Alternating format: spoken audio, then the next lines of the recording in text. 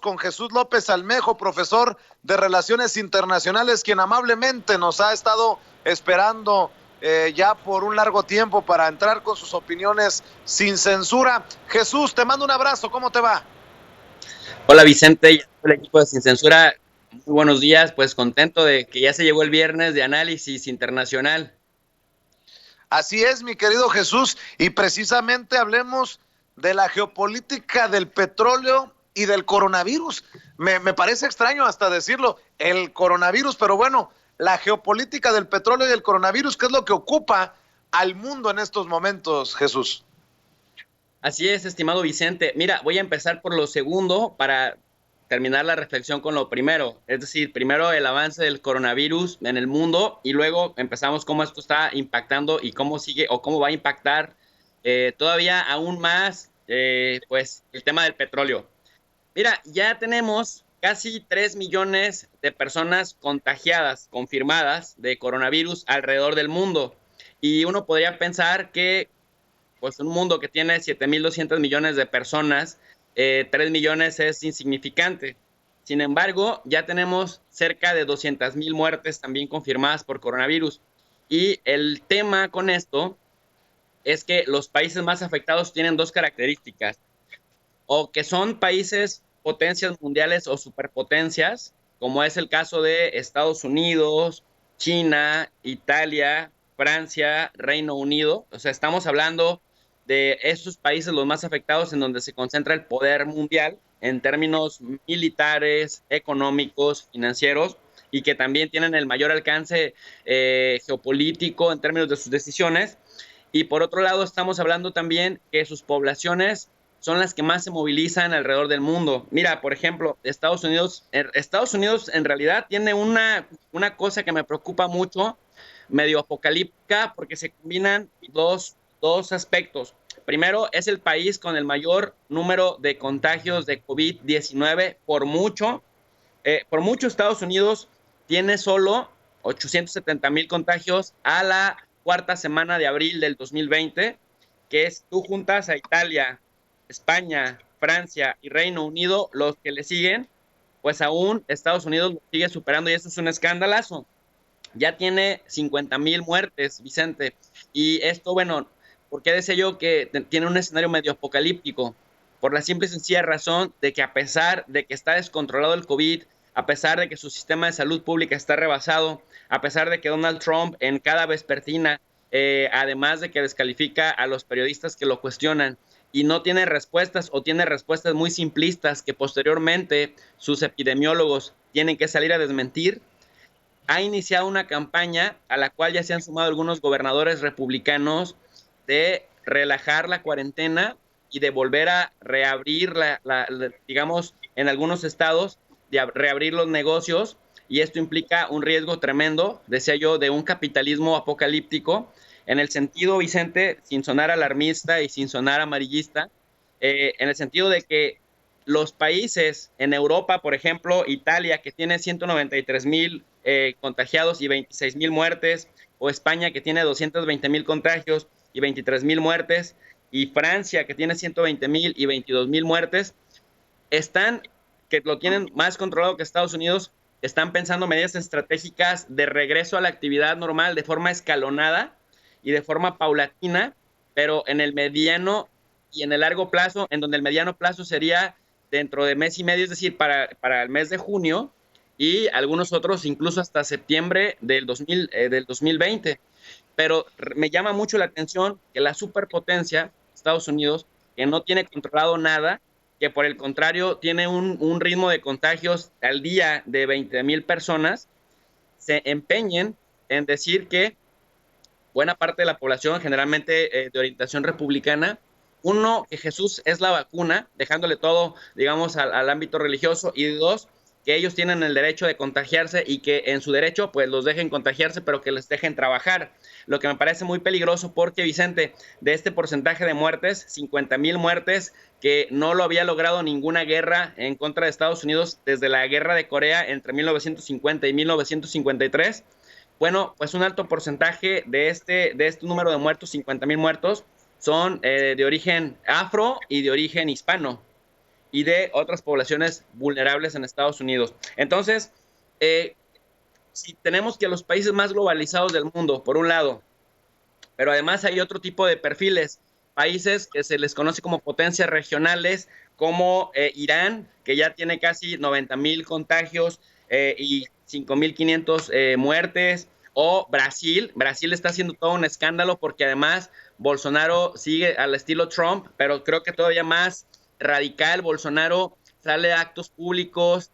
convoca a la gente a vivir su vida normal, sigue considerando que el coronavirus es una simple gripita, y entonces incluso ya llegó al atrevimiento, a la osadía de destituir a su ministro de salud, que era quien le hacía el contrapeso, que era quien de alguna manera paliaba los disparates que salía a decir Jair Bolsonaro. A este grupo de países regionales como Irán, Brasil, Turquía, pues también se le suma Canadá, que cuenta con 43,000 contagios y 2,200 muertos. Entonces, si te fijas, Vicente, aunque yo decía al inicio de mi intervención que a pesar de que en un planeta de 7,200 millones de personas, el hecho de que cerca de 3 millones estuvieran contagiadas y de que 200,000 estuvieran ya fallecidas por esta pandemia, no era tan, o pareciera no ser tan significativo, el problema es que está desbordando los sistemas de salud en aquellos países que conocemos como las superpotencias o las potencias regionales, y que son las que mueven los hilos de la globalización, de las estructuras financieras, de las estructuras económicas, políticas y militares, y por ende son las que más petróleo demandan, y que al tener sus economías paradas, pues prácticamente han generado otro problema, el sobreabastecimiento del petróleo, y que esto trae como consecuencia que al haber una sobreoferta del producto petrolero, pues prácticamente los precios del barril de petróleo hayan caído incluso a números negativos, y que países que por otro lado viven del petróleo, que son petroeconomías, pues se encuentran en problemas muy serios porque finalmente por ahí les entra un ingreso. Y me refiero a países como Ecuador, como Venezuela en el continente, pudiéramos tocar de lado a México, pero principalmente también la península arábiga, Vicente. Oye, y el petróleo mexicano, ahí va poquito a poquito para arriba, ¿no?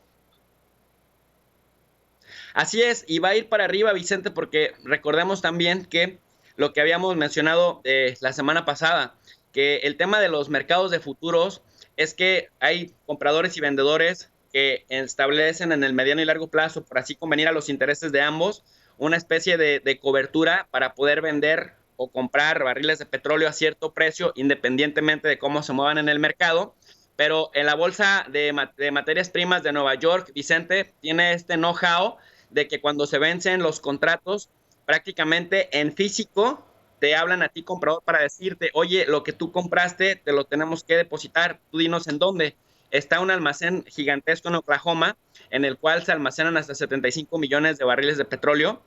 pero estaba rebasado. Entonces, ¿qué fue lo que sucedió la semana pasada, el 20 de abril o el 21 de abril? Pues lo que sucede es que se vencían la mayor cantidad de contratos posible, y eso generó que no es que el precio, no es que el petróleo en sí mismo dejara de valer, no es que perdiera su valor, el problema es que no había dónde depositarlo, y al no haber dónde depositarlo y que ya estaban los contratos vencidos, pues prácticamente en este caso el comprador tenía que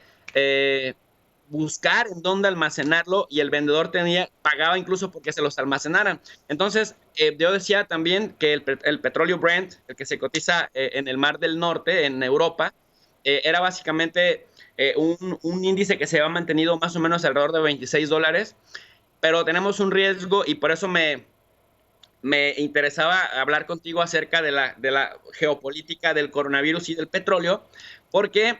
esto que experimentamos en abril lo pudiéramos estar experimentando cíclicamente mientras no esté controlada la variable coronavirus. ¿Por qué? Porque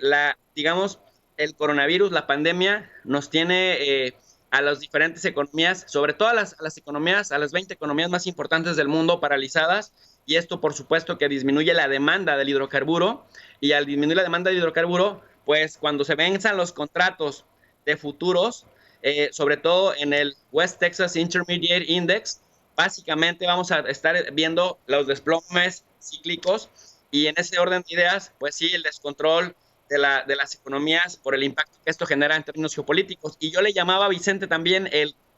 entre comillas, pero no tan entre comillas, el capitalismo apocalíptico, porque recordemos que, bueno, la palabra apocalipsis viene de que en la Biblia,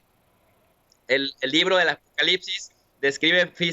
básicamente la destrucción del mundo, ¿no? Cuando hablamos del capitalismo apocalíptico, haciendo alusión un poco, una analogía a esto, tiene que ver con esto que sucede en Estados Unidos y que está intentando también suceder en Francia y en España, que es que a pesar de que no está controlada la variable coronavirus, que no está controlada la pandemia y que una segunda oleada puede ser más mortífera que la primera, es que a pesar de no estar controlada, ya quieren reiniciar las clases, ya quieren reactivar la economía y esto implica que la gente se siga moviendo en las calles, esto implica que la gente siga viajando, esto implica que la gente retome sus vidas normales, pero entonces te preguntas, si de cualquier forma iban a sacar a la gente a las calles a trabajar, a producir, para que no se rompa la cadena de suministro, para que no quebren las aerolíneas, para que no quebren las grandes empresas que necesitan mano de obra masiva en sus trabajos, pues entonces, ¿por qué nos metieron todos estos meses a las casas? Si de cualquier forma, a pesar de no estar controlada esta variable de coronavirus, quieren empezar a sacar, en el caso de Europa, de manera estratégica y escalonada, incluso Alemania lo está planeando también, tiene más control sobre el tema, pero en el caso de los republicanos y en el caso de Donald Trump, eso me huele más a que no quieren llegar a la época de la reelección del presidente y que entonces los demócratas naveguen con la bandera que seguramente van a navegar de que Estados Unidos está en números negativos en términos de su crecimiento económico y que Claro. ya tiene cerca de 23 millones de desempleados pidiendo ayuda del gobierno de la población económicamente activa. Entonces,